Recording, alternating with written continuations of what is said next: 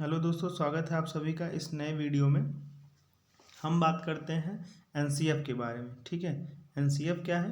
C TET में अगर आपको क्वालिफाई करना है, ठीक है, तो एनसीएफ और आरटीई और एनईपी, जिसको कहते हैं फुल फॉर्म में नेशनल कैरिकुलम फ्रेमवर्क, और RTE means right to education, ठीक है, और NEP means national education policy.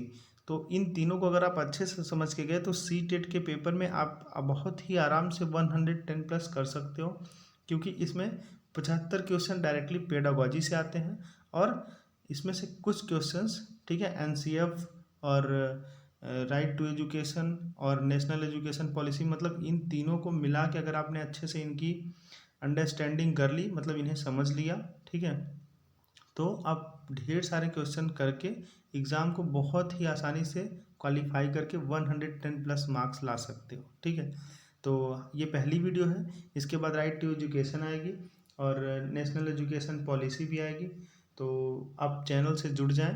ठीक है, आइए इस वीडियो को स्टार्ट करते हैं। तो ये रहा पहला पॉइंट। ठीक है, तो ये एनसीएफ जो लाया गया था वो किसकी पहल पर लाया गया था, आपको ये याद रखना है। डायरेक्ट एग्जाम में क्वेश्चन आ सकता है इससे, कि मानव संसाधन व विकास मंत्रालय की पहल पर। ठीक है, दूसरा किसकी अध्यक्षता में लाया गया था। ठीक है, तो 23 विद्वान, देश के 23 विद्वानों द्वारा चुना हुआ, मतलब जो 23 विद्वान चुने गए थे उनके द्वारा ये तैयार किया गया था एनसीएफ, और जिसकी अध्यक्षता प्रोफेसर एसपाल जी ने की थी। ठीक है, तो अध्यक्षता किया था प्रोफेसर एसपाल ने। बाकी टोटल 23 विद्वान थे जिन्होंने ये सब पूरा एनसीएफ तैयार किया था। ठीक, आइए हम एनसीएफ के सिद्धांत के बारे में पढ़ते हैं। ठीक है, सिद्धांत मीन्स आप डायरेक्ट उससे कैसे रिलेट कर सकते हो, ठीक है, कैसे आपको एग्जाम से में क्वेश्चंस मिलेंगे। ठीक है, तो एनसीएफ के सिद्धांत क्या है? ज्ञान को स्कूल के बाहरी जीवन से जोड़ा जाए, मीन्स किताब ही ना पढ़ाई जाए, बल्कि जो ज्ञान आप बच्चों को जो नॉलेज बता रहे हैं, जो समझा रहे हैं, वो स्कूल के बाहर भी काम आने चाहिए, बाहरी जीवन से जोड़ के उन्हें समझाओगे आप। ठीक है, क्वेश्चन सी डायरेक्ट ऐसे आएंगे एग्जाम में कि बच्चे के ज्ञान को कैसा होना चाहिए। ठीक है, स्कूल के बाहरी जीवन से जोड़कर बताना चाहिए, ठीक है, स्कूल की किताबों से जोड़कर बताना चाहिए, विद्यालय के वातावरण के हिसाब से बताना चाहिए, है ना। तो आपको उसमें से अगर आप एनसीएफ पढ़ के गए हैं तो बहुत आसानी से कर लेंगे, स्कूल से बाहरी जीवन से जोड़ा जाना चाहिए। ठीक, पढ़ाई को रटंत प्रणाली से मुक्त बनाया जाए। ठीक है, बच्चों को रटाना नहीं है, समझाना है अच्छे से आपको। ठीक है, इससे मुक्त करना है। पाठ्य चर्चा पाठ्य पुस्तक केंद्रित ना रहे। अब आप कहोगे इसमें एग्जाम से रिलेटेड क्वेश्चन कैसे आएंगे, तो इसमें एग्जाम रिलेटेड क्वेश्चन ऐसे होते हैं कि एग्जाम में क्वेश्चन आएगा कि बच्चों की पाठ्य चर्चा किस पर केंद्रित होनी चाहिए। तो पहला ऑप्शन रहेगा आपका राष्ट्र केंद्रित होनी चाहिए, दूसरा रहेगा विद्यालय केंद्रित होनी चाहिए, तीसरा रहेगा पाठ्यक्रम केंद्रित होनी चाहिए, और फिर बाल्य केंद्रित होनी चाहिए। तो आपको इसमें से सबसे बढ़िया क्या ऑप्शन रहेगा कि ये बाल केंद्रित होनी चाहिए, पाठ्य पुस्तक ना ही रहना चाहिए, ना ही राष्ट्र केंद्रित होना चाहिए, ना ही विद्यालय केंद्रित। बच्चे के हिसाब से, बच्चों को पढ़ा रहे हैं ना, तो बच्चों के हिसाब से पढ़ाना होगा आपको। ठीक है, आइए नेक्स्ट पॉइंट पे हम बात करते हैं। नेक्स्ट पॉइंट है आपका कक्षा कक्ष को गतिविधियों से जोड़ा गया। गतिविधि मतलब एक्टिविटी से जोड़ा जाए। ठीक है, कोई ना कोई एक्टिविटी करके आप बच्चों को समझाते रहो, सिर्फ किताबी ज्ञान ना बताओ। राष्ट्रीय मूल्यों के प्रति आस्थावान विद्यार्थी तैयार हों। राष्ट्रीय मूल्य मीन्स क्या हो गए? जैसे राष्ट्र के प्रति बच्चों में प्रेम हो, ठीक है, राष्ट्र प्रेम की भावना हो, है ना, उनमें भी राष्ट्र के प्रति कुछ कर गुजरने की चाहत हो, वो भी सोचे कि हम राष्ट्र के लिए कुछ ना कुछ योगदान दे सकते हैं या फिर देंगे। ठीक है, हम अपने भविष्य में राष्ट्र के लिए कुछ ना कुछ योगदान देंगे, उनके प्रति ऐसी आस्था होनी चाहिए। किसके प्रति? राष्ट्र के प्रति बच्चों की आस्था। ठीक है, तो नेक्स्ट हम देखते हैं कि अगला क्या है। तो एनसीएफ के सुझाव के बारे में है। ठीक है, एनसीएफ के सुझाव मतलब बच्चों के लिए जो पढ़ाई के लिए सुझाव, कैसे सुझाव दिए गए थे। तो ज्ञात से अज्ञात की ओर, मीन्स जो बच्चों को ज्ञात है आप वहाँ से बताना स्टार्ट करेंगे, और बच्चों को जो नहीं ज्ञात है वो फिर बताएंगे। मीन्स अगर आप बच्चों को पहले से ही जो चीज़ें पता है वहाँ से बताना स्टार्ट करेंगे तो बच्चों को समझ में आएगा, है ना। ठीक है, तो जैसे बच्चों ने मान लीजिए कि हाथी को देखा है, ठीक है, एलिफेंट देखा है, हाथी को देखा है, तो आप हाथी से बताना स्टार्ट कीजिए कि हाथी एक जानवर है, फिर आप शेर तक जाए। मान लीजिए बच्चे ने शेर नहीं देखा तो आप बताओगे बच्चों के कि शेर जंगल का राजा होता है ना। तो ये ज्ञात से अज्ञात की ओर, मतलब जो चीज़ें उसे ज्ञात है वहाँ से अज्ञात की ओर आप जा रहे हो। मूर्त से अमूर्त की ओर, मूर्त मतलब जो चीज़ें देख रहे हो आप, वहाँ से अमूर्त की, मतलब बच्चा जो चीज़ें देखा है आप वहाँ से बताना स्टार्ट करो, और फिर जो नहीं देखा मीन्स काल्पनिक दुनिया की बातें जो हैं आप फिर उसे बताओ। नेक्स्ट हम देखते हैं सूचना को ज्ञान न माना जाए। जो बच्चा आपको अगर कोई सूचना दे रहा है या फिर कुछ बता रहा है, ठीक है, या बच्चे से आपने कुछ पूछा और वो नहीं बता पाया, तो उसको उसका ज्ञान का लेवल ना माना जाए, क्योंकि इससे उसका ज्ञान का आप मापन नहीं कर सकते हैं अगर बच्चा नहीं बता पा रहे किसी सूचना को तो। मोटी किताबें असफलता की प्रतीक हैं, ठीक है। तो आपको ऐसे एग्जाम में आपको लगेगा कि इससे कैसे क्वेश्चंस आ सकते हैं, तो आपको एग्जाम में कैसे क्वेश्चंस आ सकते हैं। क्वेश्चन आएंगे कि बच्चों के विकास में सहायता देती हैं, ठीक है। पहला ऑप्शन रहेगा मोटी किताबें।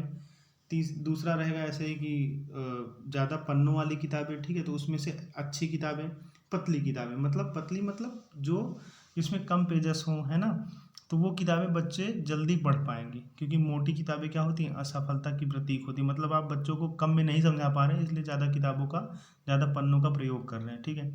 मूल्य को वातावरण देकर स्थापित किया जाए।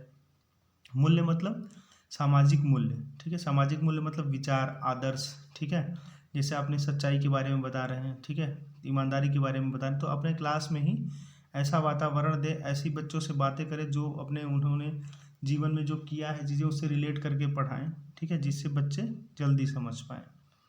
ठीक, नेक्स्ट हम देखते हैं क्या है। बच्चों को छोटी उम्र में निपुण बनाने की आकांक्षा गलत है। जैसे मान लीजिए आजकल के पेरेंट्स हैं ना, तो क्या सोचते हैं कि बच्चा 2 साल या फिर क्लास 2 में है, 4 साल का है, 5 साल का है, 10 साल का है, तभी से वो सभी चीज़ें समझ जाए, है ना। अगर जोड़ घटाना गुणा भाग कर रहा है, ठीक है, तो वो बहुत फास्ट करे, मतलब ये सब बच्चों से आकांक्षा या फिर इच्छाएं रखना गलत है। बच्चों को आप पढ़ने दीजिए, फ्री होके पढ़ने दीजिए।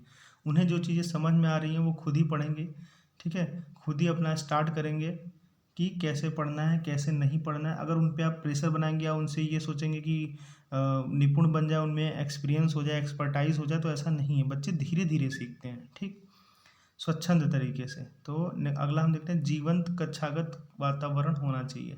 जो क्लास का वातावरण है वो जीवंत होना चाहिए। जीवंत मीन्स किताब का नहीं। अब बच्चे जो दिन में एक्टिविटीज़ करते हैं, ठीक है, बाहर करते हैं, स्कूल के बाहर अपने घर में करते हैं, ठीक है, तो वो सब आप रिलेट करके बच्चों को बताओगे। अगला पॉइंट हम देखते हैं क्या है। खेल आनंद व सामूहिकता को बढ़ावा देते हैं। मतलब अगर बच्चों को आप खेल खिला रहे हैं तो उन्हें ये ना बताएं कि आपको फर्स्ट आना है, आपको सेकंड आना है, आपको थर्ड आना है, ऐसा कुछ नहीं, ठीक है। रिकॉर्ड बनाने के लिए नहीं है बच्चे। बच्चे किस लिए हैं, उनको आनंद दें आप, ठीक है, उनको सामूहिकता बनाए। सामूहिकता मतलब टीम, ठीक है, टीम के लिए आप कैसे काम करते हो।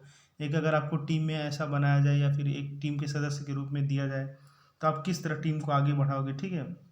ये सब बढ़ाने के लिए टीम है। बाकी बच्चे रिकॉर्ड तोड़ने के लिए नहीं बने हैं कि आप उनसे बचपन से ही रिकॉर्ड तोड़वा रहे हो कि नहीं आप रेस करो, ये करो, वो करो, ऐसा कुछ नहीं। बच्चों को आप सिर्फ खेल आनंद के रूप में खिलाएं, सामूहिकता को बढ़ावा देने के लिए खिलाएं, ठीक है। बच्चों को अभिव्यक्ति में मातृभाषा का महत्वपूर्ण स्थान है। बच्चे जो हैं वो अभिव्यक्ति में मातृभाषा को बहुत ही सार्थक मानते हैं, बहुत ही सहज और सरल तरीके से अपनी बातों को कह पाते हैं मातृभाषा में, ठीक है। बाकी अगर आप कहोगे कि उनकी मातृभाषा अगर हिंदी है, ठीक है, तो इंग्लिश में अपनी अपनी बातों को नहीं सही से कह पाएंगे, ठीक है। तो मातृभाषा एक बहुत ही महत्वपूर्ण स्थान है बच्चों के लिए। शिक्षा जो है वो बाल केंद्रित प्रदान की जाए, पुस्तक केंद्रित नहीं, विद्यालय केंद्रित नहीं, ठीक है। तो बाल केंद्रित होनी चाहिए, मतलब बच्चों को जो समझ में आए, बच्चों को आसानी से और सहज तरीके से क्रियाकलापों के द्वारा जो आप समझा सकते हैं, ठीक है, उस तरह से होनी चाहिए। सजा व पुरस्कार की भावना सीमित हो, मतलब लिमिटेड हो। बच्चों को सजा मीन्स आप सजा कैसे दे सकते हो, सजा भी ऐसे जो मानसिक और शारीरिक तौर पे उसे यातनाएं ना दे के, बल्कि ऐसे कह सकते हो कि प्रोत्साहित तरीके से। जैसे एक पेज बच्चा नहीं पढ़ पाता, आप दूसरा भी उसे पढ़वाओ, ठीक है। ऐसा नहीं कि आप उसे शारीरिक और मानसिक रूप से परेशान कर रहे हो, ठीक है, ये सब नहीं होना चाहिए। विद्यार्थियों के मूल्यांकन के सतत प्रक्रिया के रूप में अपनाया जाए, ठीक है। विद्यार्थियों का जो मूल्यांकन है वो साल में या वर्ष में एक बार ना किया जाए, वो सतत मूल्यांकन किया जाए। मतलब बच्चा लगातार क्या सीख रहा है, ठीक है। जैसे त्रैमासिक होता है परीक्षा, अर्धवार्षिक होता है ना, तो ये सब। कल्पना व मौखिक लेखन के अवसर दिए जाएँ, ठीक है, उनको कल्पना करने के और मौखिक लेखन के अवसर दिए जाएँ। तो ये हो गया आपका एनसीएफ पूरा, ठीक है। अब इनसे रिलेट करके एग्ज़ाम में क्वेश्चन आएगा तो जाहिर सी बात है बहुत आराम से आप कर सकते हो। बाकी आपको RTE का वीडियो इसी चैनल पर मिलेगा, ठीक है, और NEP का भी मिलेगा, तो आप चैनल से